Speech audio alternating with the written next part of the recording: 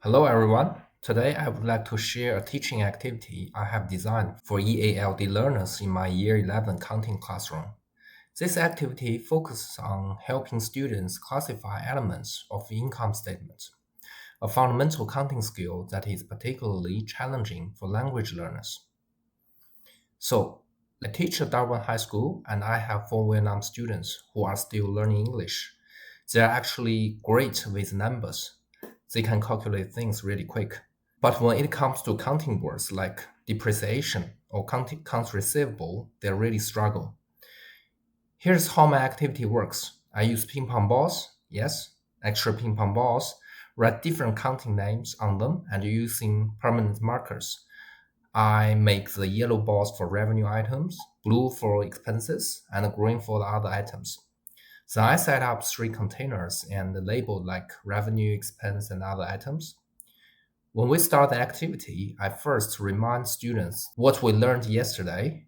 Then I hand out those reference sheets and show the counting terms in both English and Vietnamese. You should see their faces light up when they realize they can use their own language to help understand the concept. Next, I show them how to think through the problems. I pick up a ball and says, rent expenses, and talk out loud. This is the money coming into the business? No, it's the money we paid out of our building. So it goes to the expense container. For the extra game, I put students in small groups, making sure each Vietnam student is paired with native English speaker.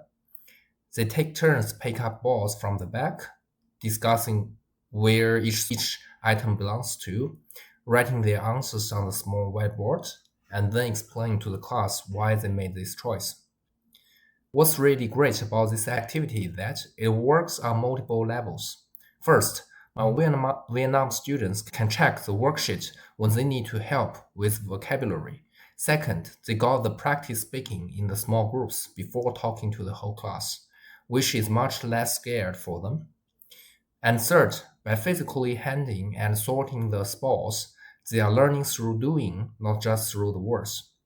During the game, by walking around watching how students are doing, I checked if they are classifying items correctly, if they are using the counting terms properly, and if they are participating confidently. And the whiteboards are super helpful too, especially for students like Lim, who writes better than she speaks. The results have been amazing. Min explained bad debts expenses to his group, and Ball, who used to be quiet, is now actively participating in the discussion. What I have learned is that we don't have to water down the content of the EALD students. We just need to prove the right support. This activity gave them challenging content, but also lots of scaffolding, visual aids, peer support, hands-on learning. The best part, all my students benefits, not just the ELD ones, and the native speakers develop deeper understanding by explaining concepts to their peers. Thanks for the listening.